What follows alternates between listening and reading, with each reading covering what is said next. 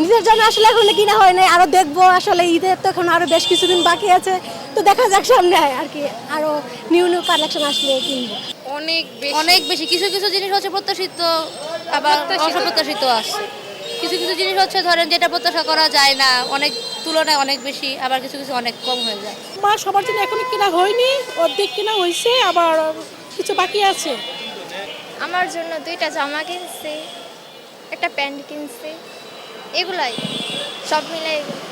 Easy থেকে আমার ছেলের জন্য গেঞ্জি কিনছি, টপ 10 থেকে আমার 3 পিস কিনছি, আমার বোনের জন্য জামা কিনছি, তারপরে বোনের ছেলের জন্য জুতা কিনছি, গেঞ্জি কিনছি, বোনের ছেলের জন্য পাঞ্জাবি কিনেছি, আমার ছেলের জন্য পাঞ্জাবি কিনছি, তারপরে আমার জন্য ব্যাগ কিনলাম। ওই আর কি কেনাকাটা। মোটামুটি আগের থেকে এখন একটু আর কি আস্তে আস্তে আর কি ভালো হচ্ছে, যে আগের বছরের থেকে এই বছর একটু বেচা কিনা আর কি ভালো হচ্ছে। ঠিক এখনো আর কি ভালো করে বেচা কিনা লাগে নাই, আশা করি বেচা কিনা ভালো হবে। নর্মালি তো অন্য বছর মানে মোটামুটি সব বছরই টুকটাক বেচা কিনা হয় শুরু থেকেই, কিন্তু এই বছর একদমই বেচা কিনা নাই। আপনারা নিজেরাই দেখতেছেন কাস্টমার আছে না আছে। দিনের বেলা তো হয় না, দিনের বেলা আগে টুকটাক হইতো, এখন দিনের বেলা হচ্ছে না, সন্ধ্যার পর ইফতার পরে হচ্ছে না, একদম টোটাল বেচা কিনা নেই আমাদের। এই যে মার্কেট ভালো বেচা কিনে আছে, আল্লাহর রহমত।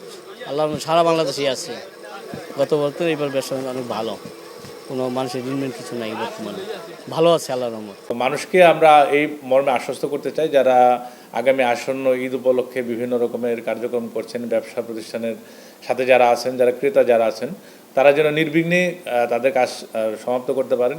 সেই জন্য আমাদের প্রচুর পরিমাণে পুলিশ আমরা বিভিন্ন জায়গাতে, গুরুত্বপূর্ণ জায়গাতে মোতায়েন করেছি, এবং প্রয়োজনে তারা যে কোনো সময় আমাদের সাথে যোগাযোগ করতে পারে। আমাদের ফোন নাম্বারগুলো ওয়েবসাইটে আছে, এবং অফিসার ইনচার্জ সহ আমাদের যে ঊর্ধ্বতন কর্তৃপক্ষ যারা আছেন, আমাদের পুলিশ সুপার স্যার, আমরা তাদের যে কোনো সময় 24 ঘন্টা আমাদেরকে ফোনে পাওয়া যাবে, এবং আমরা যে কোনো ঘটনা ঘটার সাথে সাথে আমরা অ্যাকশন নিচ্ছি।